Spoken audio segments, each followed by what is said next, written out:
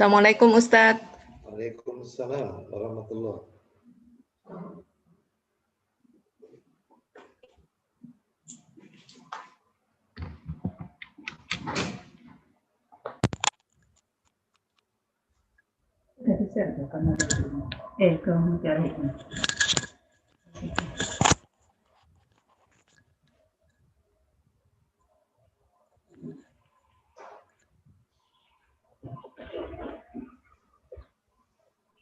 Coba diulang Ustadz, kelihatannya suaranya masih agak kekecilan Ustadz.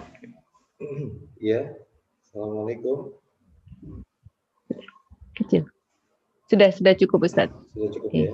Iya. Silahkan Ustadz langsung Ustadz ya. Oh, langsung dimulai? Langsung aja Ustadz. Baik, begitu. Yang hadir belum banyak ini ya? Iya, belum banyak yang hadir Ustadz. Iya, baik. Share screen-nya sudah dicoba? Oh ya sudah. Sudah. Iya, sudah. Sudah terlihat? Sudah Ustadz. Baik. Ini kita pakai YouTube juga, jadi mungkin sebagian via YouTube, sebagian via Zoom. Oh begitu. Baik, ya. Baik, kita mulai kajian kita. Bismillah. Assalamualaikum warahmatullahi wabarakatuh. Waalaikumsalam warahmatullahi wabarakatuh. Alhamdulillahi hamdan katsiran thayyiban mubarakan fi kama yuhibbu rabbuna wa yarda. Wa ashhadu an la ilaha illallah wahdahu la syarika lah. Wa ashhadu anna Muhammadan abduhu wa rasuluh. Ya ayyuhalladzina amanu taqullaha haqqa tuqatih wa la tamutunna illa wa antum muslimun amma ba'du. Fa inna asdaqal hadisi kitabullah wa khairal hadi Muhammadin sallallahu alaihi wasallam wa syarral umuri muhdatsatuha wa kullu muhdatsatin bid'ah wa kullu bid'atin dhalalah wa kullu dhalalatin finnar.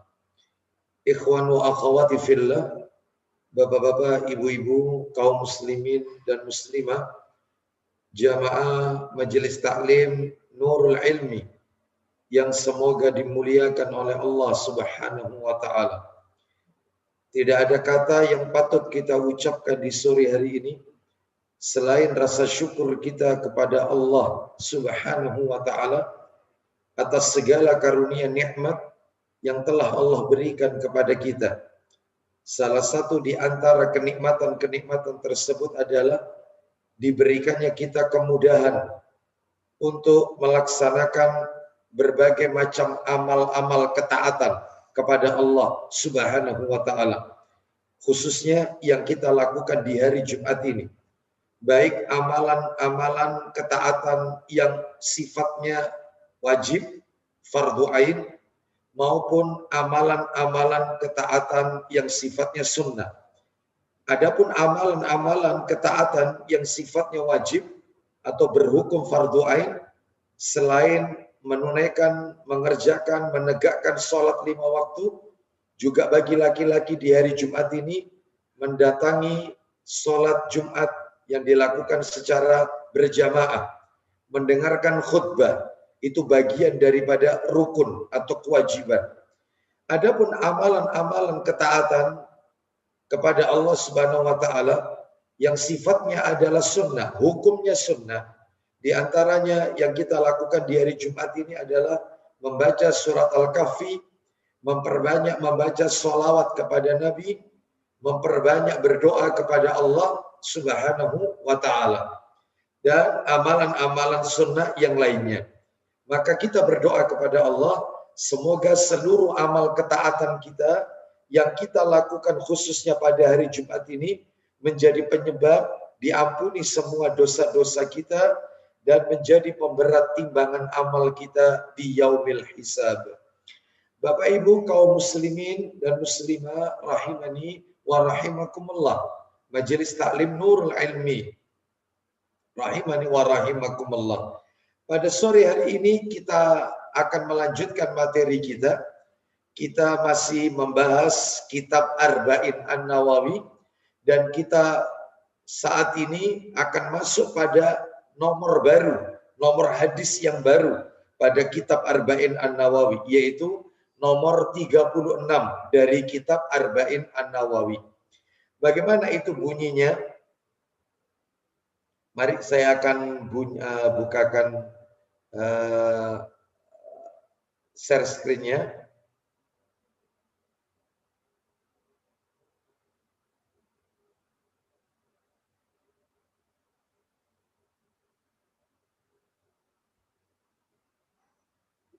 Ya, saya bukakan share screen-nya. Ya, ini Bapak Ibu, kaum muslimin dan muslimah rahimani wa rahimakumullah. Jadi yang kita bahas pada sore hari ini adalah Arba'in An-Nawawi hadis ke-36. Yaitu hadis yang berbicara tentang membantu kesulitan sesama muslim dan menuntut ilmu merupakan jalan menuju surga. Jadi membantu kesulitan sesama muslim dan menuntut ilmu adalah jalan menuju surga. Ini hadis nomor 36 dari kitab Arba'in An-Nawawi. Mari kita baca hadisnya Bapak Ibu sekalian, kita dengarkan bersama.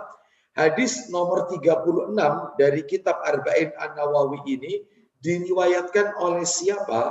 Mari kita lihat, langsung saya tarik ke bawah, yaitu riwayat Muslim dalam sahihnya, Sahih Muslim. Di sini sudah kami cantumkan di sini ya. Sahih Muslim nomor hadis 2699. Ini nomor aslinya ya, di nomor aslinya. Atau dicetakan terjemahannya nomor 2322.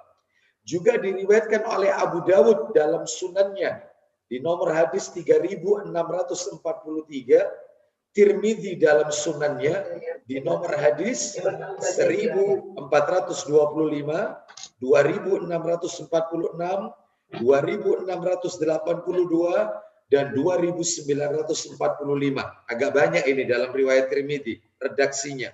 Begitu juga diriwayatkan oleh Ibnu Majah dalam sunannya di hadis yang ke-185, dan terakhir hadis yang akan kita baca ini termaktub dalam kitab Sahih Targhib wa Tarhib nomor 69 dan nomor 908.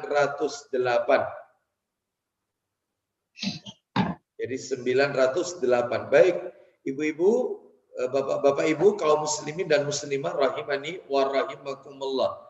Sekarang mari kita baca hadisnya, ya. Mari kita dengarkan bersama. Saya bacakan ini.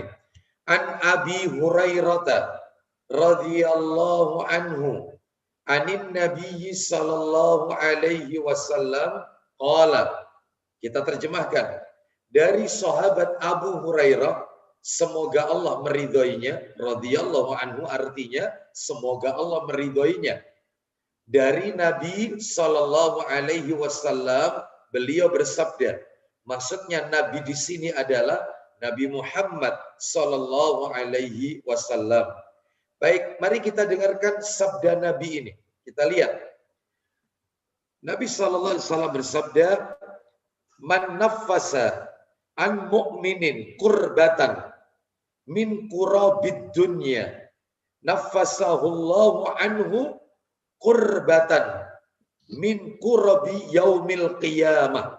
Nah, artinya barang siapa yang melapangkan satu kesusahan dunia dari seorang mukmin, maka Allah melapangkan darinya satu kesusahan di hari kiamat kelak. Jadi ibu-ibu, luar biasa hadis ini. Barang siapa yang melapangkan satu kesulitan, jangan banyak-banyak, satu saja kesulitan dari kesulitan-kesulitan yang ada di dunia yang menimpa seorang mukmin, saudara kita, apapun bentuk kesulitannya, lalu kita bantu untuk melapangkannya, kita bantu untuk memecahkannya, maka Allah akan melapangkan darinya, yaitu satu kesusahan di hari kiamat kelak. Ya, jadi Allah Subhanahu Wa Taala akan memberikan kemudahan-kemudahan bagi kita, yang memberikan kemudahan kepada saudara-saudara kita pada saat di dunia ini. Baik, hadis ini sangat mulia sekali. Kita lihat, yaitu berikutnya, sabda Nabi berikutnya di baris kedua. Waman yassara ala mu'sirin yassarallahu alaihi fid dunya wal akhirah.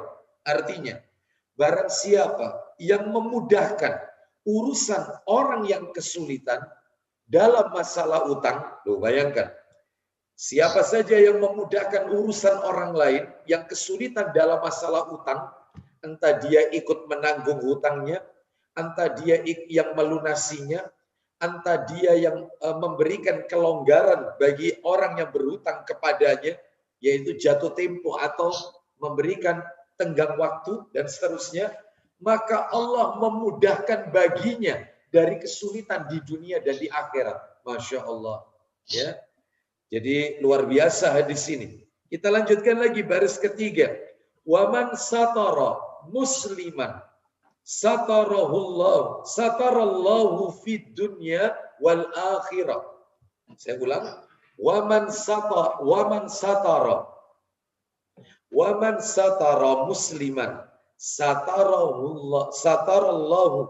satarallahu alaihi fid dunya wal akhirah. Barang siapa menutup aib seorang muslim, tidak mungkin orang tidak punya aib. Saudara kita mungkin dia punya aib, lalu kita tutup aibnya, tidak kita bongkar, maka Allah akan menutup aibnya di dunia dan di akhirat. Makanya jangan sampai kita sering menggunjing orang. Kalau kita sering menggunjing orang, maka kita akan digunjing oleh orang. Jika kita sering membuka aib orang lain, maka Allah akan bongkar aib kita di dunia maupun di akhirat. Waliyadzubillah. Maka siapa yang menutup aib seorang muslim, Allah akan tutup aibnya di dunia dan di akhirat. Nah, sekarang kita lanjutkan ini, baris berikutnya, sabda Nabi berikutnya. Sabda Nabi berikutnya.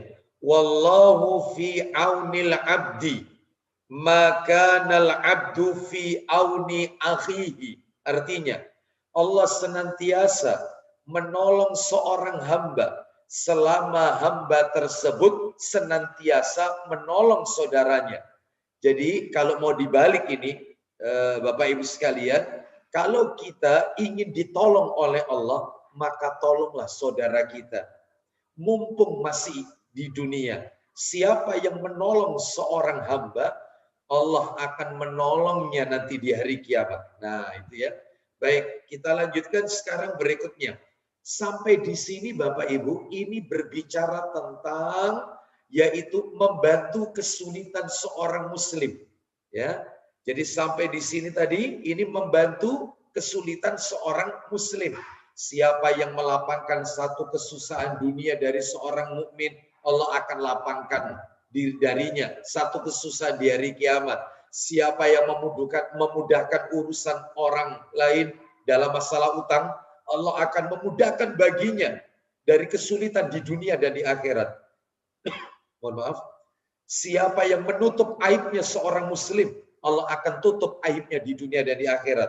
Yang keempat, siapa yang menolong saudaranya, siapa yang menolong seorang hamba, maka Allah Subhanahu wa taala akan menolong hamba tersebut. Allah senantiasa menolong seorang hamba selama hamba itu menolong saudaranya. Nah, sampai di sini berarti ada 4 poin. Yang kesemuanya kalau diringkas, yaitu kalau mau disimpulkan, berbicara tentang membantu kesulitan sesama muslim. Sekarang berikutnya lanjutan hadisnya. Nah, untuk berikutnya ini berbicara tentang menuntut ilmu. Keutamaan orang yang rajin menuntut ilmu. Baik, kita lihat ya di sini. Wa man salaka tariqan yaltamisu fihi ilman sahalallahu lahu bihi tariqan ilal jannah. Artinya, barang siapa menempuh jalan untuk menuntut ilmu. Menempuh jalan untuk menuntut ilmu. Seperti yang ibu-ibu lakukan, bapak ibu lakukan melalui kajian online sore hari ini. Saya ulang, barang siapa menempuh jalan untuk menuntut ilmu, maka Allah akan memudahkan baginya jalan menuju surga. Mungkin bapak ibu bertanya di dalam hati, ilmu yang bagaimana ini yang maksudnya yang ditempuh? Ilmu yang bersumber dari apa yang Allah firmankan, apa yang Nabi sabdakan, dan ilmu yang bersumber dari apa yang dipahami oleh para sahabat ridwanullah alaihim ajmain. Ilmu yang bersumber dari qala Allah wa qala Rasul wa qala sahabat. Ya, ilmu agama maksudnya, ya.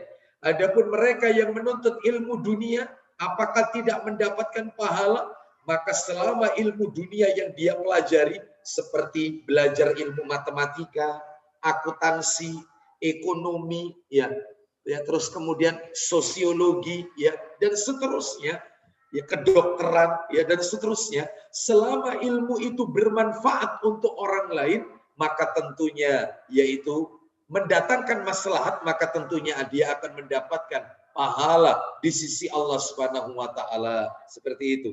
Tetapi sekali lagi saya tekankan di sini Bapak Ibu, di dalam hadis ini khusus berbicara yaitu tentang ilmu agama. Ilmu yang dimaksud di sini adalah ilmu agama.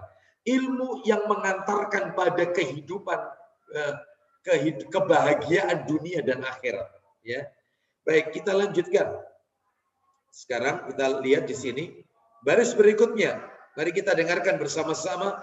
Wa majtama'a qaumun, wa majtama'a qaumin fi baitin min buyutillahi yatluna kitaballahi wa yatadarasunahu bainahum.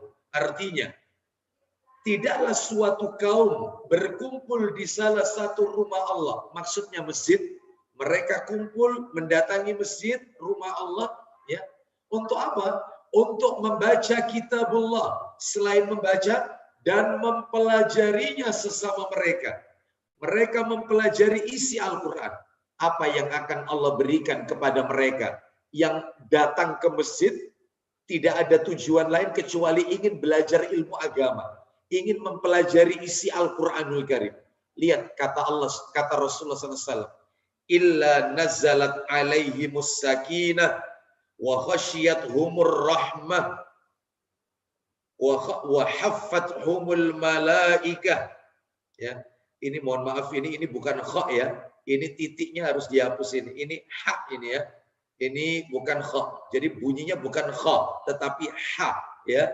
Wa haffathumul malaikah wa dzakarahumullahu fi man indah. Artinya, melainkan diturunkan kepada mereka ketenangan. Masya Allah. Orang yang melangkahkan kaki ke rumah Allah, ke masjid, untuk menuntut ilmu, membaca Al-Quran, mempelajari isi Al-Quran, yang pertama yang akan dia dapatkan adalah mereka akan mendapatkan ketenangan. Ketenangan batin tentunya. Terus diselubungi mereka dengan rahmat. Rahmatnya Allah dicurahkan untuknya, untuk hamba tersebut. Lalu yang ketiga, dikerumuni oleh para malaikat. Masya Allah. Terus, dan Allah menyebut-nyebut dengan bangga di hadapan malaikat yang ada di sisinya. Masya Allah. Orang itu dipuji oleh Allah di hadapan para malaikat-malaikat Allah Subhanahu wa taala. Bapak Ibu, mohon maaf ya. Kita kalau dipuji orang saja, dipuji sesama manusia, apalagi nama kita disebut-sebut di beberapa kebaikan-kebaikan kita, disebut di beberapa media, maka tentunya kita merasa senang. Karena memang sifat manusia suka dipuji. Manusia itu suka dilem katanya, suka dipuji. Maka bagaimana kalau yang memuji kita itu sang pencipta kita, yaitu Allah Subhanahu wa taala. Maka tentunya ini bentuk apresiasi yang tertinggi yang Allah berikan kepada seorang hamba. Kenapa kok hamba itu dipuji? Lantaran dia hadir di rumah Allah untuk menuntut ilmu, membaca Al-Quran dan mempelajari isi Al-Quran tersebut. Ya, terakhir penutup dari hadis ini, Kata Nabi, waman batta'a bihi amaluhu lam yusri bihi nasabuhu. Artinya, barang siapa yang lambat amalnya, maka tidak dapat dikejar oleh nasabnya. Maksudnya apa? Siapa yang lambat amalnya, maka dia tidak dapat dikejar oleh nasabnya. Maksudnya, amal perbuatan manusia. Saya ulang ya. Amal perbuatan manusia yang mengantarkan seorang hamba sampai kepada derajat level tertinggi di akhirat, bukan karena nasabnya. Meskipun nasabnya itu keturunan Nabi, ya, yang mengaku anak cucu Nabi, tetapi kalau perbuatannya semasa hidup di dunia menyelisihi Rasulullah, ya, bertolak belakang dengan sunnah Rasulullah, maka itulah yang dimaksud siapa yang lambat amalnya tidak dapat dikejar oleh nasabnya. Kemuliaan seseorang tidak diukur karena nasab.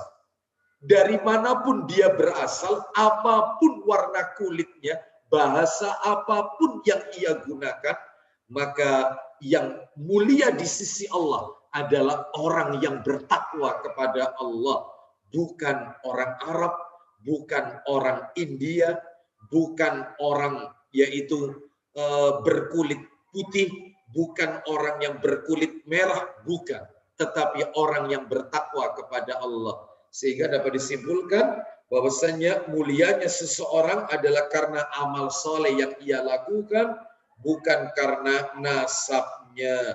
Wallahu a'lam wa bishawab. Nah, inilah hadis yang agak panjang yang diriwayatkan oleh Imam Muslim dan yang lainnya. Hadis ini sahih. Sekarang kita akan bahas, Bapak Ibu, pelajaran yang bisa kita ambil, ya, pelajaran berharga dari hadis yang kami jelaskan tadi, ya.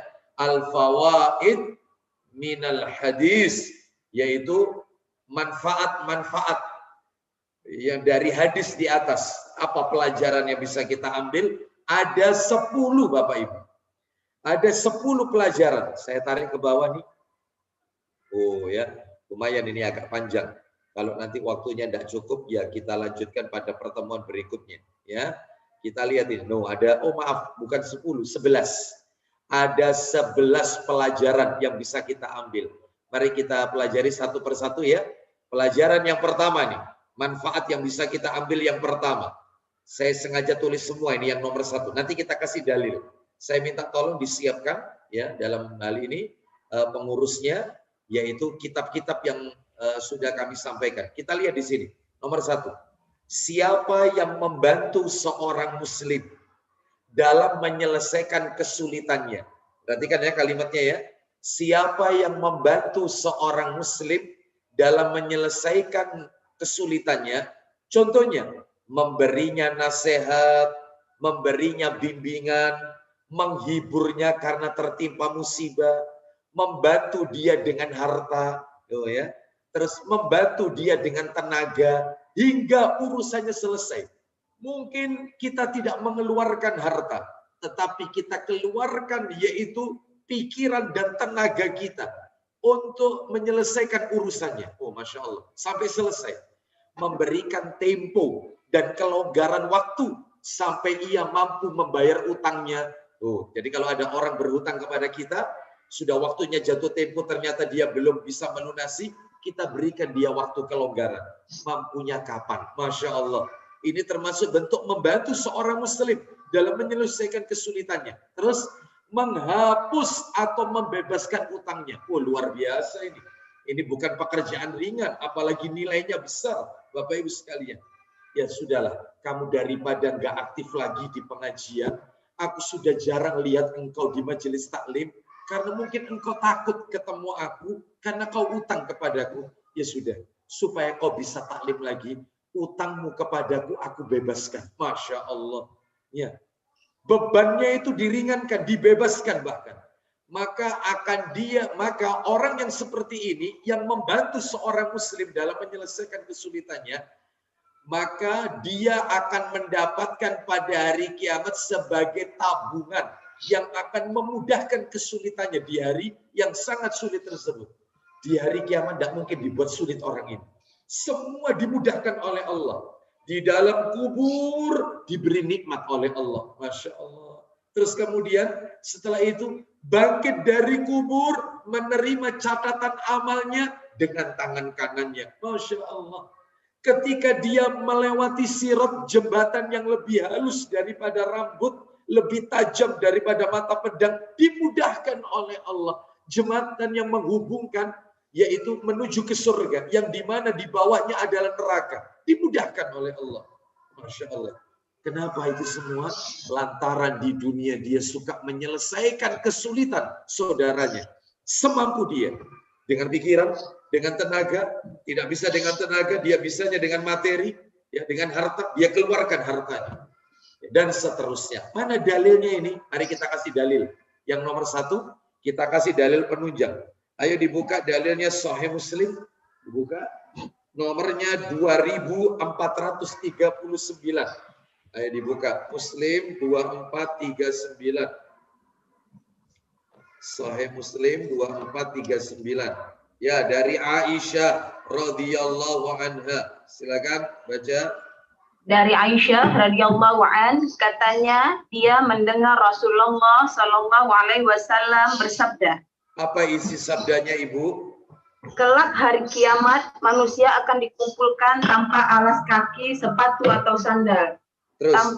Tanpa busana dan tanpa ikhitan. Stop. Perhatikan baik-baik ibu-ibu, bapak-ibu sekalian. Nabi mengatakan nanti di hari kiamat, yaitu manusia akan dikumpulkan tanpa alas kaki, ya, tanpa sepatu, tanpa sandal, bahkan tanpa busana, dan tanpa dikhitan. Untuk laki-laki kembali seperti awal, tanpa dikhitan. Nanti di hari kiamat. Terus kemudian, maka bertanya Aisyah, silakan. Maka bertanya Aisyah, ya Rasulullah, apakah wanita dan pria bercampur baur sehingga Jadi Aisyah merasa risih mendengarkan ucapan Nabi di mana Nabi mengatakan manusia tanpa busana nanti di hari kiamat. Aisyah bertanya, lihat ciri seorang wanita mukminah yang dia merasa malu, dia katakan, apakah nanti itu campur wahai Rasulullah? Laki perempuan jadi satu nanti. Ya, sehingga mereka bisa melihat aurat masing-masing. Ya, lihat jawaban Nabi. Silakan lanjut. Sehingga satu sama lain saling memandang. Terus. Sabda beliau. Silakan. Keadaan ketika itu sangat sulit sehingga mereka tidak menghiraukan lagi satu sama lain. Saya menyampaikan hadis ini maksudnya adalah hari yang sangat sulit seperti ini sampai satu dengan yang lainnya mereka tidak memperdulikan aurat di antara mereka. Mereka nggak mungkin bisa lihat itu karena mereka disibukkan dengan amalannya. Hari sesulit ini semuanya akan diberi kemudahan oleh Allah. Kenapa? Karena di dunia seorang hamba tersebut suka menyelesaikan kesulitan saudaranya sendiri. Masya Allah. Hari yang genting seperti ini akan dimudahkan oleh Allah Subhanahu wa taala. Baik, makanya ayo kita bersemangat, Bapak Ibu sekalian, kita bantu, kita tolong saudara-saudara kita muslim, muslimah, mukmin, mukminah. Kesulitan apa yang mereka hadapi tentunya sesuai kapasitas yang kita miliki, tentunya ya. Dengan apa yang kita lakukan tersebut kita berdoa. Semoga kelak di hari kiamat Allah memudahkan kita dalam segala, yaitu kesulitan-kesulitan yang ada di hari kiamat kelak. Baik, terus kita kasih dalil lagi, agak banyak ini dalilnya. Tambahkan lagi dalil Sahih Muslim lagi, nomor 2441. 2441. Muslim 2441. Silakan baca. Dari Miqdad bin Aswad radhiyallahu an, katanya dia mendengar Rasulullah sallallahu alaihi wasallam bersabda. Apa isi sabdanya?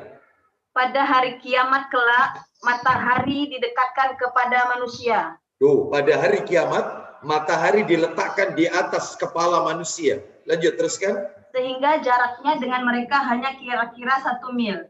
Tuh, jaraknya kurang lebih dengan kepala manusia nanti adalah 1 mil. Bayangkan, dekat sekali. Ya, dekat sekali. Sekarang saja matahari ketika kita di dunia, mungkin jutaan kilo mungkin ya, bahkan lebih mungkin. Tapi kita masih merasakan panasnya kalau musim kemarau. Ini nanti di hari kiamat didekatkan di atas kepala manusia. Sehingga apa yang terjadi? Silakan Ibu baca. Ketika itu manusia berada dalam genangan keringat. Tuh, terus lanjut kata Nabi. Ada yang keringatnya terbenam sesuai dengan amal mereka. Lanjutkan. Di antara mereka ada yang terbenam sampai mata kaki. Ada yang keringatnya itu sebatas mata kaki. Ada yang teruskan. Ada yang sampai lutut, ada yang sampai lutut. Terus? Ada yang sampai pinggang. Terus? Dan ada pula yang sampai mulut. Nabi SAW menunjukkan jarinya ke mulutnya. Maka Nabi di situ disebutkan sampai megap-megap katanya. Ya, di situ dalam terjemahannya. Artinya sampai mulut keringat itu. Tetapi nanti di hari kiamat ada seorang muslim hamba Allah yang tidak akan terkena sengatan panas matahari. Dimudahkan oleh Allah, bahkan dinaungi oleh Allah SWT. Salah satunya adalah kenapa? Lantaran di dunia dia suka membantu menyelesaikan kesulitan saudaranya. Masya Allah. Ya, baik. Jadi ini sengaja saya sampaikan tentang ngerinya hari kiamat. Kengerian ini tidak akan pernah kita rasakan. Allah akan mudahkan urusan kita nanti di hari kiamat kalau kita suka memudahkan urusan orang. Itu maksud saya. Silakan tolong ditambahkan lagi dalil. Sahih Targhib wa Tarhib jilid 2. Tolong dibuka Sahih Targhib wa Tarhib jilid 2. Nanti kalau sudah dibuka nomornya, kitabnya jangan ditutup karena nomornya berdekatan. Nomor 904. Sahih Targhib wa Tarhib nomor 904 jilid 2. 904. Silakan. Nah, ini mulai ini. Dari Hudzaifah radhiyallahu an dia berkata, Rasulullah sallallahu alaihi wasallam bersabda, "Talaqqatil malaikatu ruha rajulin mimman kana qablakum faqalu a'amilta minal khairi syai'an?" Qala la. Qalu tadhakkar. Qala kuntu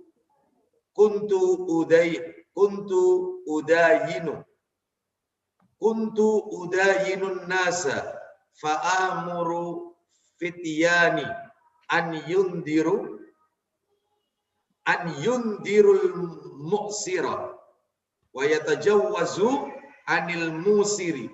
Qala Allahu tajawazu anhu. Silakan baca artinya. Para malaikat menyambut ruh seseorang dari kalangan umat sebelum kalian. Lanjutkan, apa yang terjadi? Mereka bertanya, iya. Apakah kamu melakukan suatu kebaikan? Terus? Dia menjawab, tidak. Stop. Para malaikat menemui ruh orang-orang yang telah wafat, ya ruh seseorang dari kalangan umat sebelum kalian. Lalu para malaikat bertanya, apakah kalian pernah melakukan suatu kebaikan? Maka ruh itu menjawab, tidak pernah. Lanjutkan kata malaikat, silakan. Mereka berkata, ingat-ingatlah. Kata malaikat, coba diingat-ingat, masa nggak ada kebaikan? Lanjutkan. Dia berkata, ruhnya menjawab, aku pernah memberi hutang kepada orang-orang. Lalu aku memerintahkan pembantu-pembantuku agar menunda tempo pembayaran kepada orang yang dalam kesulitan dan memudahkan orang yang dalam kemudahan. Terus Allah berfirman. Nah, lihat ini ya. Jadi katanya orang ini, dulu aku waktu di dunia, aku pernah memberi hutang kepada orang-orang. Aku kasih hutang. Orang yang pinjam aku berikan. Lalu aku perintahkan kepada para pelayan-pelayanku, kepada pegawai-pegawaiku agar memberikan yaitu jatuh tempo atau menunda tempo, ya. Menunda tempo pembayaran. Bagi siapa? Bagi mereka yang masih kesulitan. Maka ditunda jatuh temponya. Adapun juga aku juga memberikan kemudahan, aku bebaskan, yaitu orang-orang yang sudah nggak mampu lagi. Maka Allah berfirman kepada para malaikatnya. Silakan, apa kata Allah? Silakan. Allah berfirman, maafkanlah dia, lupakan kesalahan-kesalahannya. Maafkan orang ini, lupakan semua dosa yang pernah dia lakukan. Masya Allah. Orang ini punya satu kebaikan tok, tidak ada yang lain. Apa kebaikannya? Suka memberikan tempo, yaitu menunda tempo pembayaran hutang kepada saudaranya. Ya, jadi ditunda. Artinya memberikan kelonggaran. Sudah, mampumu kapan terserah. Ya, kalau kamu sudah mampu saja bisa dikembalikan. Ya, kalau tetap tidak mampu ya sudahlah, tak anggap sedekah, sudah nggak apa-apa. Masya Allah. Orang seperti ini nanti Allah akan mengatakan, maafkan orang ini, lupakan semua kesalahan-kesalahannya. Ya, baik. Lanjut lagi yang bawah, kita dengarkan. Ya, kita dengarkan itu yang ada di bawahnya itu, yaitu hadis riwayat Muslim dan Ibnu Majah. Ada seorang laki-laki mati lalu masuk surga. Laki-laki meninggal lalu masuk surga. Dia ditanya ini, apa yang dulu kamu kerjakan? Kata Nabi, dia ingat atau dia diingatkan. Maka dia menjawab, kata orang ini, ketika dia ditanya, kenapa kamu kok masuk surga? Orang ini menjawab, aku berjual beli dengan manusia, lalu aku memberi tempo kepada orang yang dalam kesulitan, dan mempermudah urusan pembayaran dengan dinar atau dirham. Maka katanya Allah SWT, maka dia diampuni. Ya, aku ampuni semua dosa-dosamu. Masya Allah. Ya. Baik, tambahkan lagi dalil. Ayo, Sahih Targhib wa Tarhib nomor 906. 906. Sahih Targhib wa Tarhib nomor 906. Dari Abu Mas'ud Al-Badri radhiyallahu anhu. Silakan baca. Dari Abu Mas'ud Al-Badri radhiyallahu anhu, dia berkata, iya, Rasulullah Shallallahu alaihi wasallam bersabda, silakan. Seorang laki-laki dari kalangan umat sebelum kalian dihisab. Terus. Dia tidak memiliki kebaikan apapun. Masya Allah. Dia tidak punya kebaikan apapun. Ya, dia tidak punya kebaikan apapun ketika dia dihisab. Lanjut, apa yang terjadi? Hanya saja dia bergaul dengan manusia. Selain bergaul dengan manusia, dia adalah orang yang berharta. Terus? Dia memerintahkan para pembantunya agar memaafkan orang yang dalam kesulitan. Maka Allah berfirman nanti di hari kiamat untuk orang ini, silakan. Maka Allah berfirman, kami lebih berhak terhadap hal itu. Terus? Lalu firman-Nya kepada para malaikat, maafkanlah dia. Maafkan orang ini sudah. Maafkan. Padahal dia ketika dihisab tidak punya kebaikan satupun. Tapi karena dia suka memberi tempo, kelonggaran, bahkan memaafkan orang yang tidak bisa bayar, ya sudahlah, nggak apa-apa. Ya, maka Allah memaafkannya. Masya Allah. Ya, luar biasa ini. Kita lanjutkan lagi, tambahkan lagi dalil. Silakan dibuka dalam Sahih Targhib wa Tarhib nomornya 907. Ya, 907. Hadis riwayat Ahmad, Ibnu Majah dan Al-Hakim. Silakan dari Buraidah. Silakan. Dari Buraidah dia berkata, aku mendengar Rasulullah Shallallahu alaihi wasallam bersabda. Perhatikan baik-baik ini, Bapak Ibu, sabdanya ini pelan-pelan bacanya. Ya, kita dengarkan ini, luar biasa ini. Ya, barang siapa? Barang siapa memberi tempo pembayaran hutang kepada orang yang dalam kesulitan, terus, maka dia mendapatkan nilai sedekah senilai hutang tersebut. Satu kali lipatnya. Setiap. Kemudian aku mendengarnya. Dia mendapatkan yaitu nilai sedekah senilai hutang tersebut 1 kali lipatnya. Setiap hari. Itu ada tambahan begitu. Begini maksudnya. Si A berhutang kepada si B. Ya. Atau begini aja. Saya berhutang kepada Bapak Ibu. 1 juta rupiah. Kapan Ustadz dibayar? Saya akan bayar nanti bulan depan tanggal 8 Februari. Berarti 1 bulan persis. Pada saat tanggal 8, saya belum membayar. Dan ternyata Bapak Ibu memberi kelonggaran kepada saya. Bapak Ibu berkata kepada saya, Ustadz kapan mampunya untuk membayar? Saya mampu membayar 8 Maret. Misalnya, 1 bulan lagi berarti. Maka mulai tanggal 9 Februari, itu Bapak Ibu mendapatkan nilai pahala sedekah mulai 9, 10, 11, 12, 13 sampai tanggal 9 Maret itu sedekah tiap hari 1 juta. 1 juta, 1 juta, 1 juta tiap hari itu sampai jatuh tempo. Bayangkan, nanti di bulan berikutnya saya tidak mampu membayar lagi, Bapak Ibu memberikan kelonggaran saya lagi, maka dilipat gandakan lagi oleh Allah Subhanahu wa taala. Nilai sedekahnya, Masya Allah. Ya, jadi intinya orang memberi hutang kepada orang itu dapat pahala sedekah loh Bapak Ibu.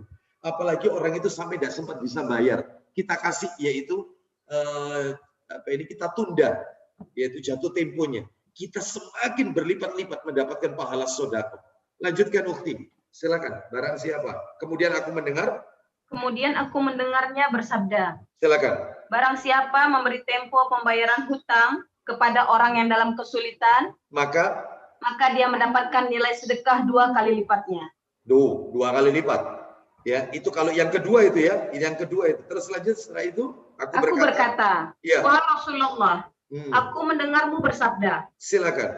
Barang siapa memberi tempo kepada orang yang dalam kesulitan, maka dia mendapatkan nilai sedekah senilai hutang tersebut 1 kali lipatnya. Itu kalau hutang yang pertama, itu ya.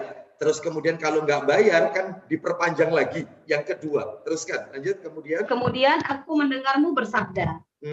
Barang siapa memberi tempo kepada orang yang dalam kesulitan, maka dia mendapatkan nilai sedekah 2 kali lipatnya. Maksudnya apa kok beda antara yang pertama 1 kali lipat, yang kedua 2 kali lipat? Apa maksudnya? Ini jawabannya Rasulullah. Silakan. Rasulullah Shallallahu Alaihi Wasallam bersabda kepadanya. Ya, silakan.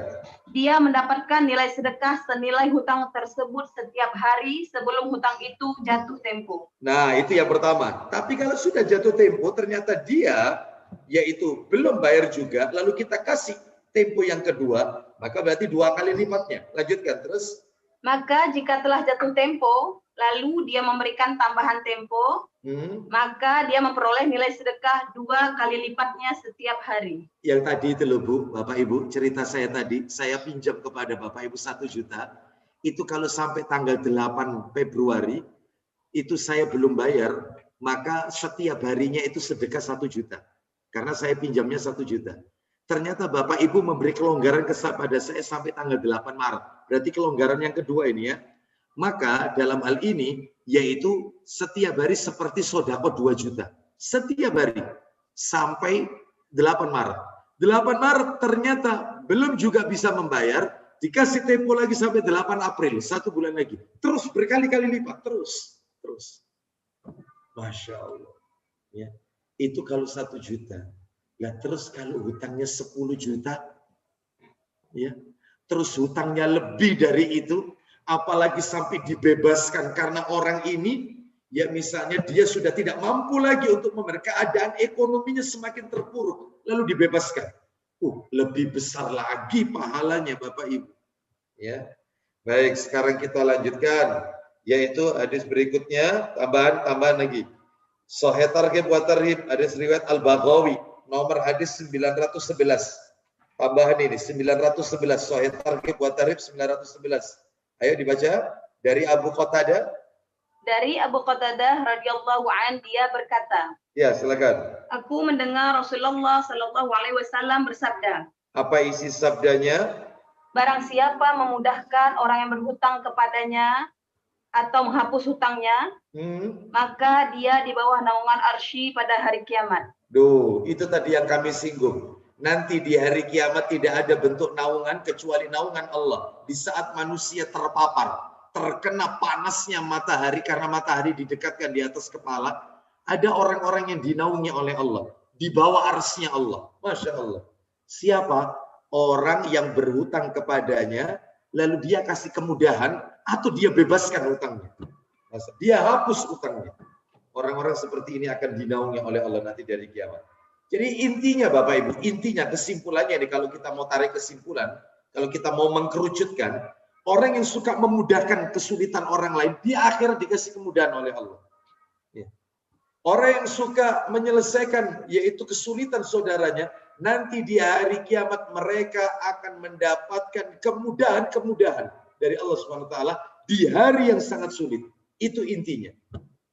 Ayo tambahkan lagi supaya lebih lengkap lagi dalilnya. Hadis riwayat At-Tabrani Sahih Targhib wa Tarhib nomor 954. Buka 954. Dari Umar bin Al-Khattab radhiyallahu an. Silakan. Dari Umar bin Khattab radhiyallahu an, dia berkata. Silakan. Rasulullah sallallahu alaihi wasallam pernah ditanya. Ayyul a'mali afdal? Silakan. Amal apakah yang paling afdal? Baik, amal apa yang paling afdal, yang paling utama? Apa jawaban Nabi? Silakan. Rasulullah sallallahu alaihi wasallam menjawab. 1. Kamu membuat seorang mukmin berbahagia. Itu yang pertama, kau buat dia bahagia. Tidak kau sulitkan, kau buat dia bahagia. Terus yang kedua, membuatnya kenyang dari rasa laparnya. Kau tutupi kebutuhannya ya, dari rasa laparnya itu. Yang ketiga, menutup aurat atau memenuhi hajatnya. Nah, kau tutup aibnya, auratnya, keburukannya kau tutup, tidak kau sebarluaskan. Dan memenuhi semua kebutuhan hajatnya, semampunya tentunya ya. Maka dalam hal ini menunjukkan kepada kita bahwasanya inilah amalan yang paling utama. Masya Allah, ya luar biasa ini. Baik, terus tambahkan lagi nomor 955. Hadis diriwayatkan oleh Abu Asy-Syaikh ya. Silakan. Dari sahabat Ibnu Umar radhiyallahu anhuma. Langsung saja. Silakan. Amal yang paling dicintai oleh Allah Azza wa Jalla adalah kebahagiaan yang kamu berikan kepada seorang mukmin. Loh, itu tadi yang disinggung. Ya, amal yang paling utama, amal yang paling dicintai Allah adalah kebahagiaan yang kau berikan kepada seorang mukmin. Terus yang kedua? Atau kamu memudahkan kesulitannya. Yang ketiga? Atau kamu mengusir kelaparannya. Yang terakhir? Atau kamu membayar hutang-hutangnya. Nah, kau handle, kau tutup hutang-hutangnya, kau yang membayarkannya. Nah, ini adalah amal yang paling dicintai Allah Subhanahu wa taala. Baik. Sekarang kita akan lanjutkan yaitu pelajaran yang nomor 2 sekarang. Nah, ini. Nah, ini Bapak Ibu sekalian. Nomor 2, sesungguhnya pembalasan di sisi Allah adalah sesuai dengan jenis perbuatannya. Ya. Jadi perhatikan baik-baik. Ya. Sesungguhnya pembalasan di sisi Allah ya, itu sesuai dengan jenis perbuatannya. Apa maksudnya? Nah, ini sebentar. Disebutkan di dalam beberapa yaitu riwayat.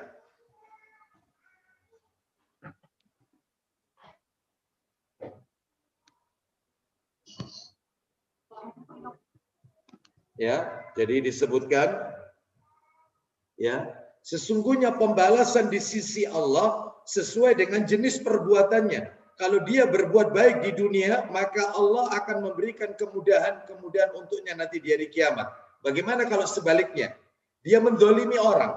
Lalu apa yang akan Allah berikan? Mari kita lihat, perhatikan kisah-kisah di bawah ini. Saya nukil di sini Bapak Ibu, ada 3 kisah ya.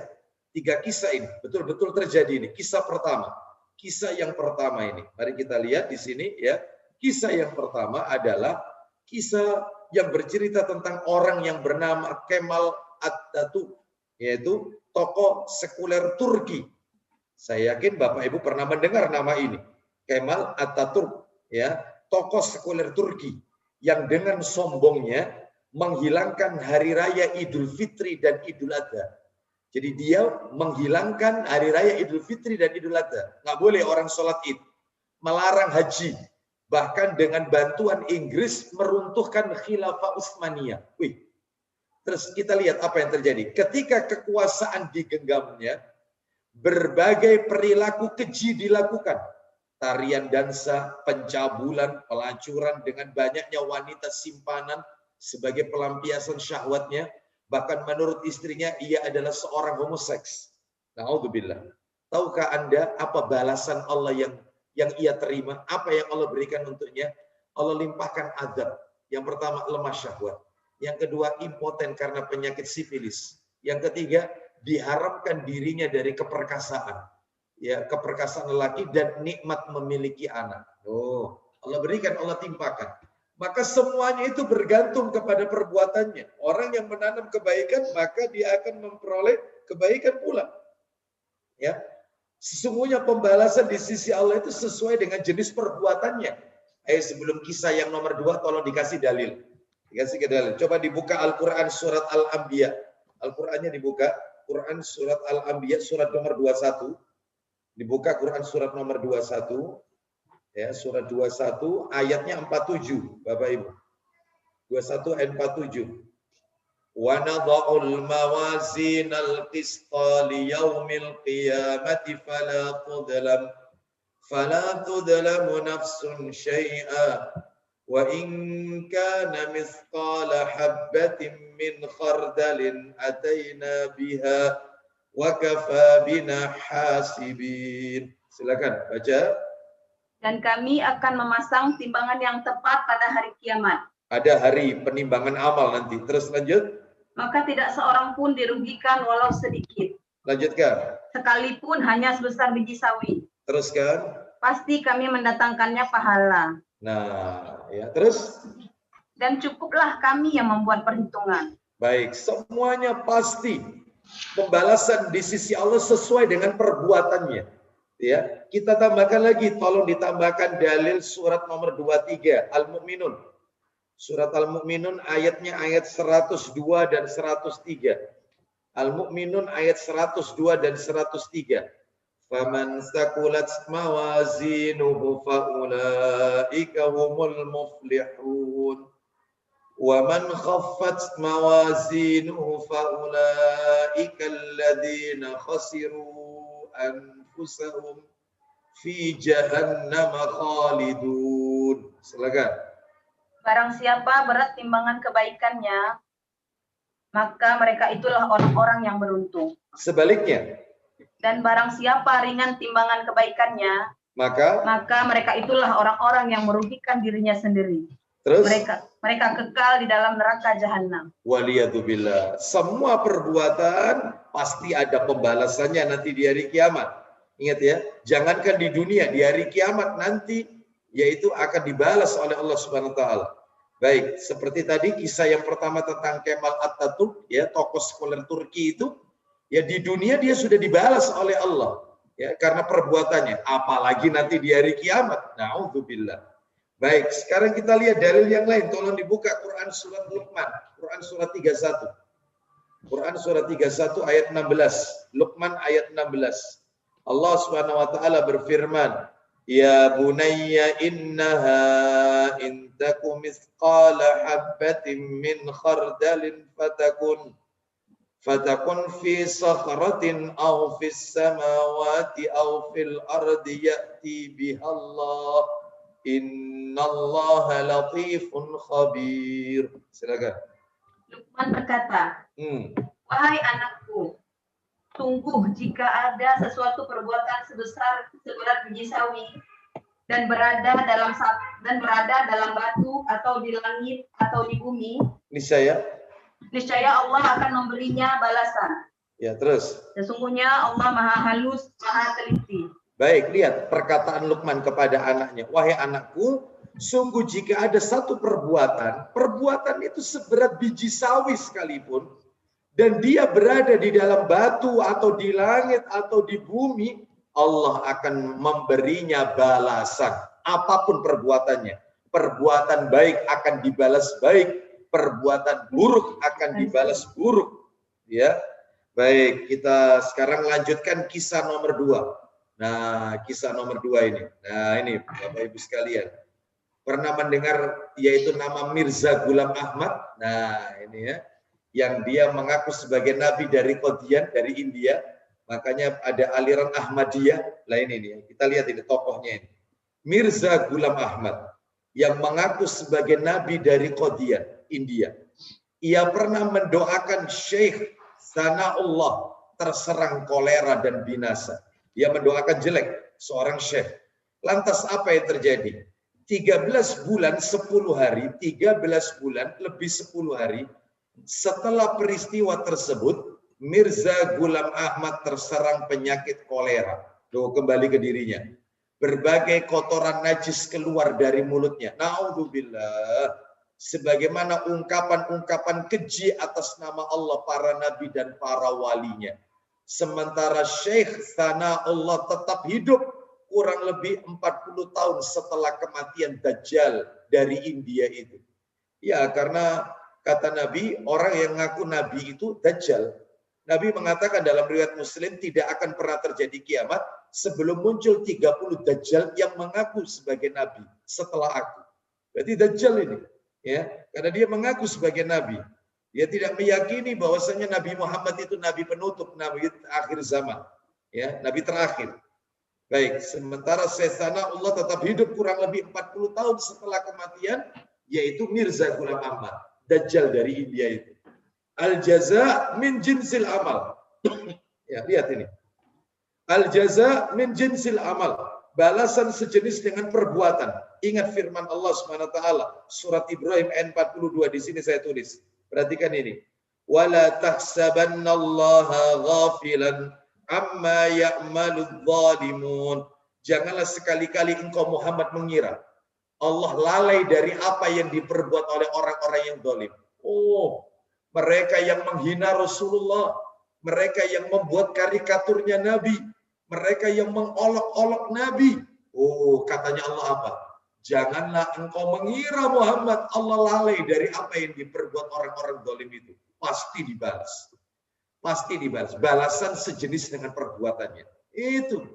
Ya, makanya kalau kita baik sama orang, akan dibalas baik sama Allah nanti di hari kiamat, Bapak Ibu. Tapi kalau kita mendolimi orang, maka yaitu nanti di hari kiamat pun kita akan mendapatkan kerugian dari perbuatan zalim yang kita lakukan tersebut. Ya. Baik, kita lanjutkan kisah nomor 3. Nah, ini.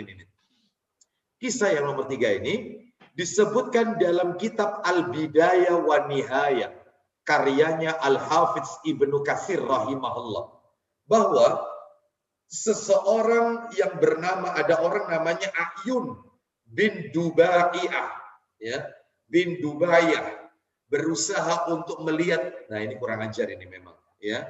Jadi ada ceritanya, ada orang laki-laki namanya A'yun bin Dubaiyah berusaha melihat sekeduk milik Ummul Mukminin Aisyah. Kurang ajar ini. Radhiyallahu anha pada saat perang Jamal. Pria ini ingin mengintip Aisyah. Orang ini memang sering melakukan perbuatan tidak senonoh. Namanya A'yun ini, ya. Apa katanya Aisyah? Menjauhlah engkau dariku. Sungguh, semoga Allah melaknatmu. Kata Aisyah kepada dia. Terus katanya Aisyah berikutnya, demi Allah, tidaklah aku melihat melainkan Humair. Oh, dia berkata, demi Allah, tidaklah aku melihat melainkan Humair yang merah pipinya. Jawab lelaki hidung belang itu. Memang kurang ajar dia, ya. Terus kemudian apa yang terjadi? Semoga Allah membeberkan aibmu, kata Aisyah. Memotong tanganmu dan membuka auratmu, kata Aisyah itu. Tidak lama setelah itu, lelaki kurang ajar itu terbunuh di daerah Busra. Dia disalib dan tangannya dipotong. Bahkan dilempar tombak dalam keadaan telanjang bulat oleh beberapa kabilah Azab. Tuh, ya kan? Ya, itu. Jadi balasan itu sesuai dengan jenis perbuatannya. Al-jaza min jinsil amal. Memang benar hukuman itu sesuai perbuatan. Begitu pula perbuatan baik. Allah tidak akan pernah menyia-nyiakan. Tidak saja di dunia, namun di akhirat akan dibalas dengan balasan yang paling baik dan sempurna oleh Allah SWT. Ayo kita berupaya suka menebar kebaikan di muka bumi ini. Allah akan ganti kebaikan itu dengan kebaikan yang sama. Tetapi sebaliknya, jika kita menjadi keran-keran, yaitu keburukan, kita adalah menjadi pelopor, na'udzubillah. Orang-orang yang menanamkan keburukan, maka keburukan-keburukan di dunia dan di akhirat akan Allah berikan kepada kita. Waliyadzubillah. Nomor 3 sekarang, nomor 3. Ya, nomor 3. Berbuat baik kepada makhluk merupakan cara untuk mendapatkan kecintaan Allah. Jadi Bapak Ibu kalau bertanya, Ustadz, supaya kita ini dicintai oleh Allah, itu caranya gimana sih? Banyak. Di antaranya adalah berbuat baiklah kepada ciptaannya Allah, kepada sesama manusia. Jangankan manusia, kepada hewan, ya, tumbuhan, semua makhluknya Allah yang ada di muka bumi ini. Berbuatlah baik kepada mereka. Berbuat baik kepada makhluk merupakan cara mendapatkan kecintaan Allah. Mana dalilnya? Ayo dibuka Tirmidzi. Jilid 2. Tirmidzi jilid 2 dibuka. Nomor hadisnya 1924.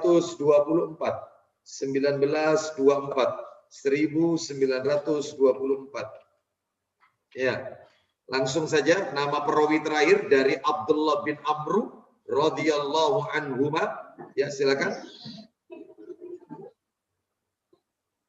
Apa tadi Ustaz? Ya, silakan dibuka Sahih Tirmidzi, maksud saya jilid 2 ya. Tirmidzi nomor 1924. 1924 ya. Masih putus-putus?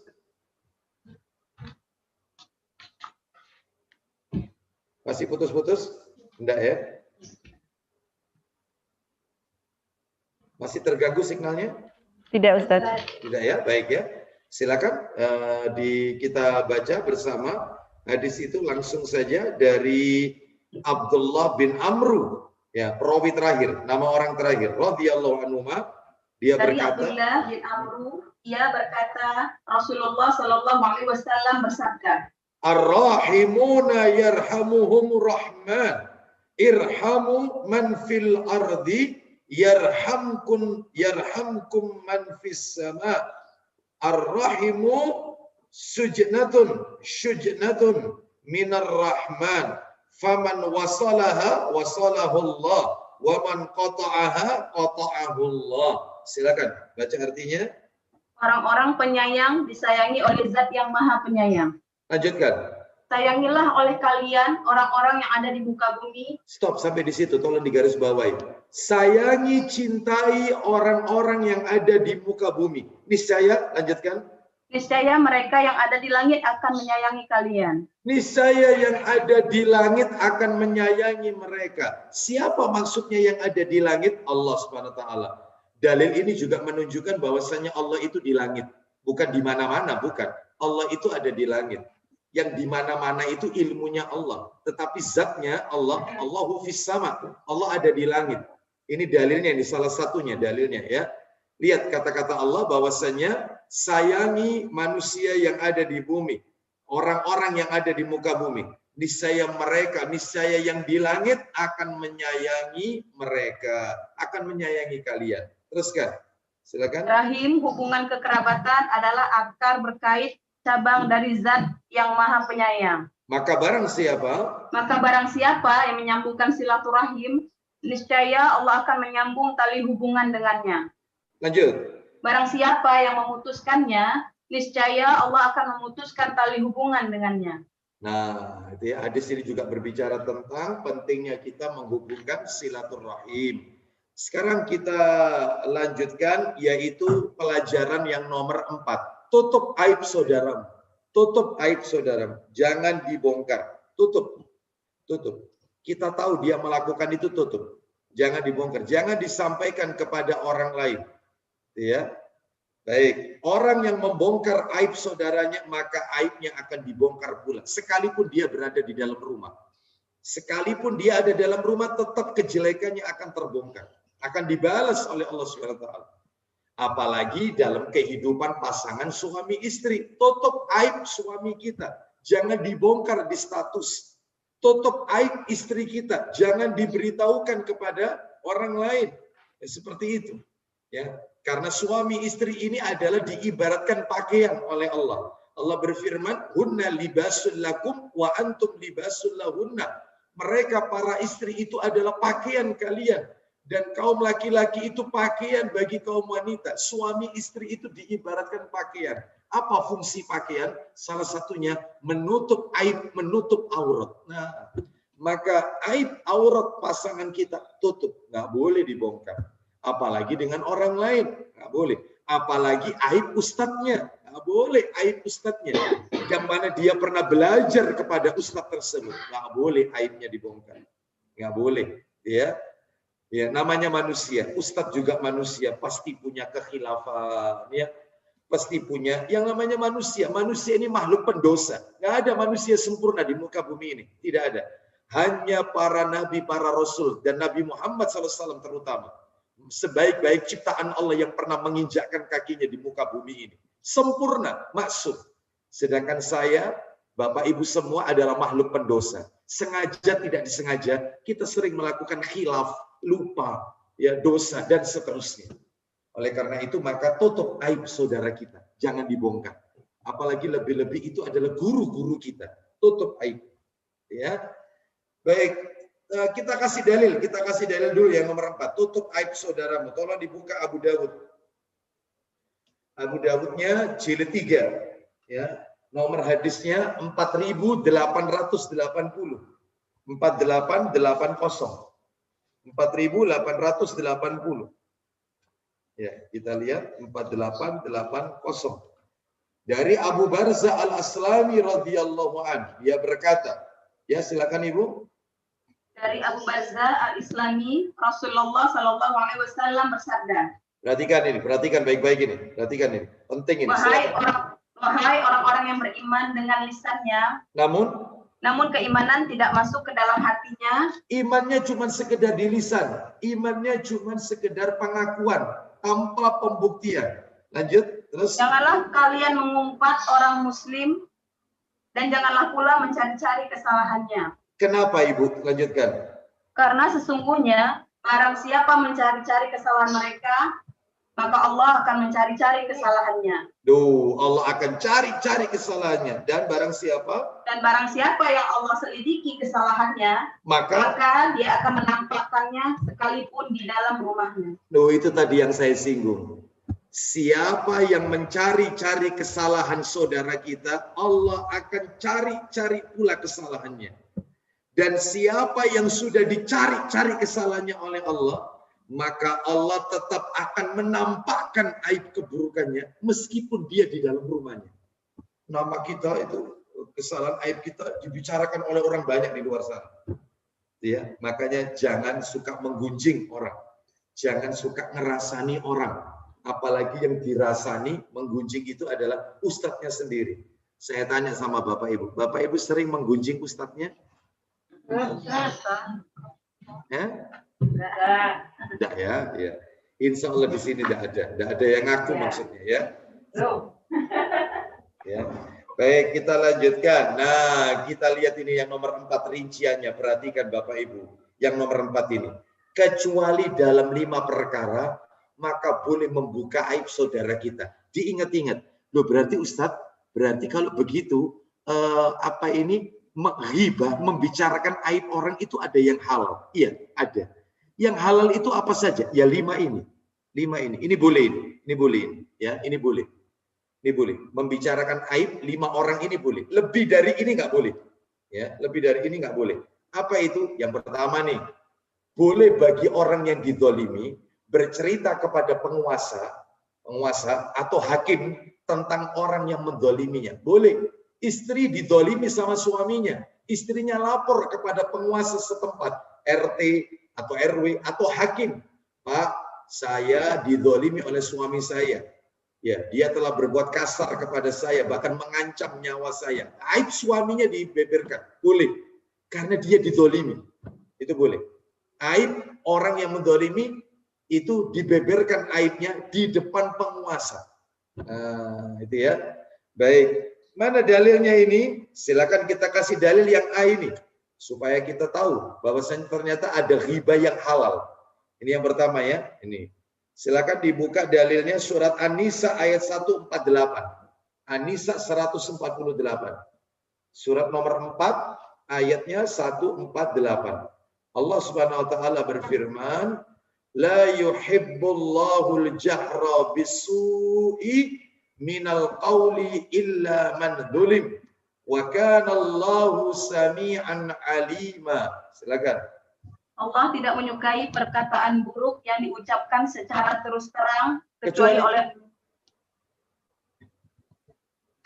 oleh orang yang dizalimi. Terus lanjut.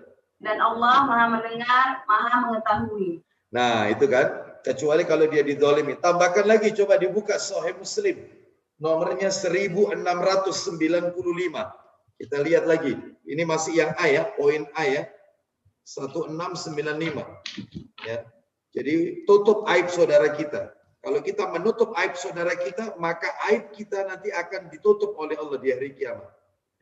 Ya. Nah, ini.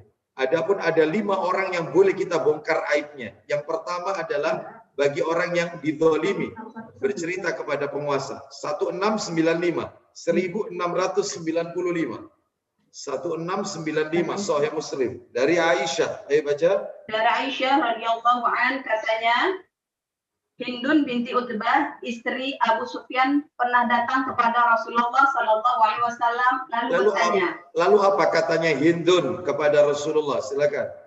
Lalu katanya, ya Rasulullah, sesungguhnya Abu Sufyan itu seorang laki-laki yang bakhil. Stop. Suaminya dibilang bakhil loh ini. Istri lapor kepada Rasul, suamiku itu bakhil, bin pelit, bin medit, terus bin apa lagi ibu-ibu, bapak-bapak? Bin kikir, ya, bin apa? Meleki, ya. Pokoknya diperes sudah nggak keluar airnya sudah, ya. Nah, ini suamiku ini pelit, bakhil, kikir, medit, ya bakhil. Terus lanjut. Dia tidak pernah memberiku nafkah yang mencukupi bagi keperluanku dan keperluan anak-anakku. Kecuali bila aku ambil hartanya tanpa setahunya. Kecuali kalau aku ngambil uang suamiku tanpa setahu dia. Kira-kira boleh nggak aku ngambil uang suamiku tanpa setahu dia? Silakan lanjut. Berdosakah aku berbuat seperti itu? Nah, lihat. Kira-kira jawabannya apa ibu-ibu? Ayo jawabannya saya tanya sama di kajian online ini. Boleh nggak istri mengambil uang suaminya tanpa sepengetahuan suaminya? Boleh sepertinya. Oh, boleh ya. Itu ya, pasti boleh jawabannya ya. Kita lihat jawabannya Rasulullah. Silakan. Boleh. Jawab Rasulullah Sallallahu Alaihi Wasallam. Ya. Boleh kamu ambil sekadar perlu untuk mencukupi kebutuhanmu dan anak-anakmu. Boleh kalau suaminya bakhil, pelit. Mari kita ambil pelajaran dari cerita ini. Istri membongkar aibnya suami. Istri menyampaikan kepada Rasulullah, Hindun berkata kepada Rasulullah, kalau suaminya bakhil. Lah ini kan aib, Bu. Aib. Berarti boleh Ustaz ya disampaikan kalau dia dizalimi. Iya. Boleh. Jadi ada ghibah yang diperbolehkan, yaitu bagi orang yang dizalimi. Ya. Baik. Yang kedua sekarang, meminta fatwa. Boleh. Dalam rangka minta fatwa. Dalilnya mana? Dalilnya yang tadi sebenarnya. Yaitu cerita tentang Hindun tadi, itu bisa kita jadikan dalil. Dia bertanya kepada Rasul, itu minta fatwa. Apa itu maksudnya? Kalau uang itu aku ambil tanpa setahu dia, boleh apa tidak? Ternyata Nabi memberikan fatwa, boleh. Hanya sebatas untuk keperluanmu dan anakmu. Maksudnya keperluan kebutuhan pokok. Bukan yang sekunder, bukan. Yang pokok, untuk makan, dan yang lainnya. Nah seperti itu. Berarti kalau untuk minta fatwa, boleh dalam hal ini. Ya, dibenarkan, sah. Gitu ya, seperti itu. Meminta fatwa. Contoh lagi yang masuk kategori ini, meminta fatwa. Contoh, datang seseorang kepada saya, misalnya ini, datang seseorang kepada saya. Ustadz, saya ingin bertanya kepada Ustadz. Oh iya, apa yang hendak Anda tanyakan kepada saya? Ustadz memiliki putri, anak perempuan. Iya, alhamdulillah saya punya seorang putri. Sudah dewasa? Iya, sudah dewasa. Kenapa? Kalau Ustadz, putrinya Ustadz diminta oleh si fulan, yang kebetulan qadarullah saya tahu si fulan itu. Diminta oleh anaknya si fulan itu, Ustadz berikan atau tidak? Saya jawab, tidak saya berikan. Tidak saya berikan. Loh kenapa Ustadz kok tidak diberikan? Karena saya tahu perilaku anak tersebut dan saya lihat sendiri, bukan katanya orang. Saya lihat sendiri perilakunya tidak mencerminkan yaitu sebagai seorang muslim. Maka saya tidak akan berikan putri saya untuk dinikahkan ke putranya orang itu. Enggak. Apalagi keluarganya saya tahu persis bahwasanya keluarganya seperti ini. Maka saya tidak berikan. Nah, saya kan berarti termasuk ngerasani, menggunjing. Itu boleh. Kenapa? Kalau dalam rangka memberikan fatwa, ya, saya tanya kepada orang itu, memangnya kenapa Anda kok tanya seperti itu? Soalnya anaknya orang itu meminta anak saya, Ustaz. Makanya Ustaz saya jadikan bahan pertimbangan. Nah, berarti dalam hal ini, dalam rangka meminta fatwa, itu boleh. Ya, menggunjing boleh. Tetapi jangan berlebihan. Jangan ditambah hal-hal yang tidak kita ketahui. Ini nggak boleh. Sebatas apa yang kita ketahui. Ya, yang B. Yang C sekarang. Orang yang menampakkan kebid'ahan atau kefasikan, terutama tokoh. Tokoh yang menampakkan atau mengajarkan kebid'ahan, tokoh yang justru mengajarkan kepada perbuatan fasik. Na'udzubillah. Maka boleh digunjing. Mana itu dalilnya tentang hal ini? Dalilnya itu Bapak Ibu sekalian bisa kita lihat yaitu di dalam Sahih Muslim. Ya, silakan dibuka Sahih Muslimnya, nomornya 2221. 2221. 2221. Ya, silakan. Dari Aisyah. Ya, dari Aisyah, silakan. Dari Aisyah radhiyallahu anha katanya ada seorang laki-laki minta izin masuk ke rumah Rasulullah sallallahu alaihi wasallam. Ya, terus. Maka bersabda beliau. Apa kata Nabi? Silakan. Biarkanlah dia masuk. Jadi Nabi bilang kepada Aisyah, biarkan orang itu masuk. Terus lanjut. Justru karena dia jahat. Justru karena dia jahat, biarkan dia masuk. Loh, kok orang jahat dibiarkan masuk? Nanti kita lihat ini. Terus kan setelah orang itu masuk. Setelah orang itu masuk, ternyata Rasulullah Shallallahu Alaihi Wasallam bersikap sangat lemah lembut kepadanya. Karena itu aku bertanya kepada beliau. Nah, setelah orang itu pergi, Aisyah tanya kepada Rasulullah. Silakan. Ya Rasulullah, tadi Anda mengatakan bahwa orang itu sangat jahat. Terus? Ternyata Anda sangat bersikap sangat lemah lembut kepadanya. Lanjut. Jawab beliau. Sesungguhnya seburuk-buruk manusia di sisi Allah pada hari kiamat ialah orang yang dibiarkan saja oleh banyak orang berbuat sesukanya. Terus. Karena takut kejahatannya. Nah, perhatikan ini kalimatnya. Bagus ini. Di mana Rasulullah SAW bersabda, lihat kata Nabi, ya Aisyah, inna syarran nasi manzilatan indallahi yaumal qiyamah man wada'ahu au tarakahun nasu tiqa'a fushihi. Ya, artinya wahai Aisyah, sesungguhnya seburuk-buruk manusia di sisi Allah pada hari kiamat, ya, sesungguhnya seburuk-buruk manusia di hari kiamat di sisi Allah pada hari kiamat adalah orang yang dibiarkan saja oleh orang banyak berbuat sesukanya karena takut kejahatannya. Oh, coba ya. Jadi kita biarkan orang itu karena dia telah melakukan perbuatan fasik, ya, maka ini adalah seburuk-buruk orang. Maka kita harus jelaskan tentang perbuatan jeleknya tadi supaya yaitu untuk menyelamatkan saudara kita yang lainnya dari perbuatan jeleknya tersebut. Hati-hati kamu dengan si fulan. Si fulan itu begini. Sudah sebatas itu aja. Boleh seperti itu.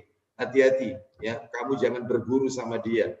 Karena apa? Karena apa yang dia sampaikan itu ternyata menyesatkan umat, yaitu akidahnya kacau, ya. Dia mengajarkan kebid'ahan. Dia tidak mengajak orang untuk kembali kepada Quran dan Sunnah, tapi dia mengajak orang untuk ta'assub fanatik, golongan dan seterusnya. Maka jangan kamu belajar berguru sama dia. Boleh untuk menyelamatkan seperti itu. Hati-hati dengan si fulan. Si fulan itu dia begini. Boleh. Ini dalam rangka apa? Dalam rangka untuk menyelamatkan kaum muslimin dari kejahatannya. Justru kalau kita biarkan, tidak kita sampaikan kepada umat, maka yaitu kita akan terkena vonis dalam hadis ini. Yaitu kita akan masuk dalam kategori seburuk-buruk manusia di sisi Allah Subhanahu wa taala. Ya, saya ulang lagi, tadi Nabi sallallahu alaihi wasallam mengatakan inna syarran nasi manzilatan indallahi yaumal qiyamati man wada'ahu au tarakahun nasu ittiqa'a fuhshihi. Ya. Allahu a'lam bishawab. Kita lanjutkan sekarang yaitu yang ke D. Yang keempat ini. Boleh membuka aib saudara kita, tujuan yang keempat yaitu jarah. Apa jarah? Jarah ini menilai cacat dalam masalah hadis. Wa ta'dil, apa wa ta'dil? Menilai baik atau peninjauan kembali dalam masalah hadis. Ini bisa kita lihat dalam tafsir Ibnu Katsir. Jadi ibu-ibu kan seringkali kan membaca hadis ini palsu. Kenapa kok palsu? Karena ternyata di dalamnya ada seseorang yang bernama ini, dia tertuduh dusta. Nah ini kan berarti kan membicarakan aibnya orang dengan mengatakan dia pendusta. Nah itu boleh untuk menilai cacat dalam masalah hadis atau menilai baik sebuah hadis. Itu boleh, dibenarkan. Lalu yang terakhir yang E, kita tutup sampai E ini saja karena waktunya ya. Yaitu kita berikan kesempatan kepada para jamaah untuk berdoa sebanyak-banyaknya menjelang matahari terbenam di hari Jumat. Yang E adalah untuk mengenalkan, bukan bertujuan untuk melecehkan seseorang yang sudah dikenal dengan gelarnya. Seperti contohnya dengan mengatakan orang buta atau orang yang pincang itu atau si buta itu. Misalnya namanya ada dua. Namanya si fulan ada dua. Lalu kita katakan si fulan yang anu itu loh Pak, apa itu si fulan yang matanya buta. Nah, itu boleh untuk mengenalkan, bukan untuk melecehkan. Karena memang namanya ada dua. Loh, memangnya si fulan yang mana? Itu loh Pak, si fulan itu yang kakinya itu nah sakit misalnya. Ini kan aibnya dia. Maka boleh kita sampaikan dalam rangka untuk mengenalkan. Tujuannya bukan untuk melecehkan. Ya, wallahu a'lam wa bishawab. Ya, jadi demikian apa yang bisa kami sampaikan. Kita masuk yaitu pada poin yang keempat ya, tutup aib saudaramu. Saya tambahkan satu lagi biar nanti poin yang keenam tentang ilmu, khusus ilmu poin ke-6 sampai ke-11. 1 sampai 5 ini adalah tentang membantu sesama muslim, membantu kesulitan sesama muslim. Yang kelima terakhir ini ya, kita tutup satu lagi aja. Hadis di atas menjelaskan tentang adanya hari akhir atau hari kiamat. Maka berimanlah kepada Allah dan hari akhir. Kan tadi disebutkan di dalam hadis tadi, barang siapa yang melapangkan satu kesusahan di dunia dari seorang mukmin, Allah akan melapangkan darinya satu kesusahannya di hari kiamat kelak. Loh, berarti kita wajib beriman adanya hari akhir, adanya hari kiamat. Mana dalilnya? Silakan tambahkan dalil, yaitu di dalam Al-Quran surat Al-An'am, surat nomor 6 ayat 31.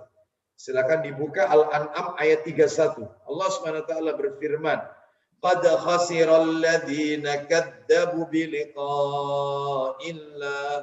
hatta idza ja'atuhumus sa'atu baghtah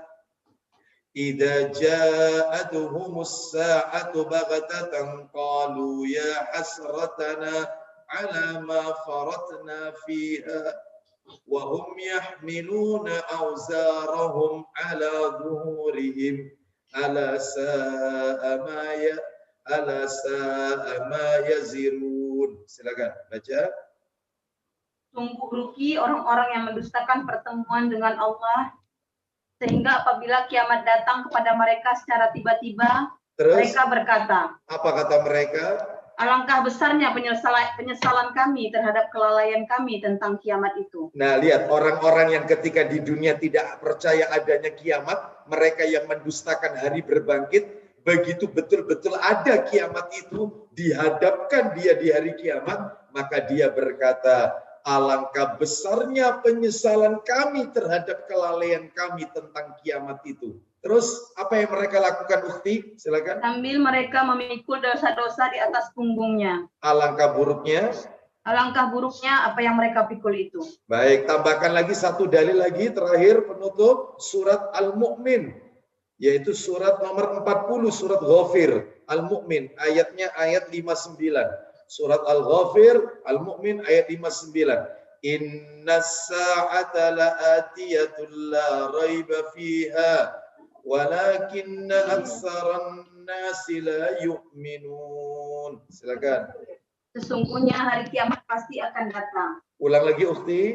Sesungguhnya hari kiamat pasti akan datang. Tidak ada keraguan tentangnya, akan tetapi kebanyakan manusia tidak beriman. Nah, bagi mereka yang tidak mengimani adanya hari akhir, hari kiamat, maka tunggulah balasannya nanti, yaitu kelak di hari kiamat. Wallahu a'lam wa bishawab. Inilah 5 pelajaran yang bisa kita ambil tadi dari hadis yang telah kita bacakan, Arba'in An-Nawawi nomor 36. Untuk kelanjutannya yang nomor 6 sampai nomor 11 itu berbicara tentang ilmu. Karena kan tadi yaitu judulnya kan membantu kesulitan sesama muslim dan menuntut ilmu adalah jalan menuju surga. Nah, untuk yang membantu kesulitan sesama muslim sudah tuntas. Kita sampaikan tadi 1 sampai 5 tadi. Adapun untuk menuntut ilmu, maka kita akan bahas pada kajian berikutnya poin yang ke-6 sampai poin yang ke-11. Wallahu a'lam bishawab. Saya tidak buka tanya jawab karena materinya belum selesai. Insya Allah kita akan sambung pada kesempatan-kesempatan yang akan datang. Semoga Allah senantiasa menjadikan kita orang-orang yang istiqomah di atas Al-Quran dan Sunnah Nabi Sallallahu Alaihi Wasallam, dan semoga kita diberikan kekuatan, kemampuan oleh Allah untuk bisa menolong saudara-saudara kita yang membutuhkan. Baik, saya tutup dengan kafaratul majelis. Wassallallahu ala nabiyyina wa ala alihi wa sahbihi wasallam. Subhanakallahumma wa bihamdika asyhadu an la ilaha illa anta astaghfiruka wa atubu ilaik. Wa akhiru da'wana anil hamdulillahi rabbil alamin. Assalamualaikum warahmatullahi wabarakatuh. Waalaikumsalam warahmatullahi wabarakatuh. Jazakallah khair Ustadz atas ilmunya, Masya Allah. Wajazakillah khair. Terima kasih kepada semua panitia dari Kajian Nurul Ilmi, kepada keluarga Bapak Abdul Manan. Jazakumullahu khair atas semua bantuannya. Kemudian kepada Ibu Ana, kepada Ibu Fitri dan Ibu Wiwit, jazakumullahu khair.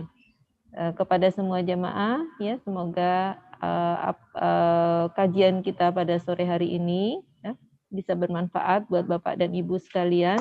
Insya Allah akan kita lanjutkan pertemuan masih di materi yang sama ya Ustadz ya. Insya Allah. Di pertemuan bulan berikutnya.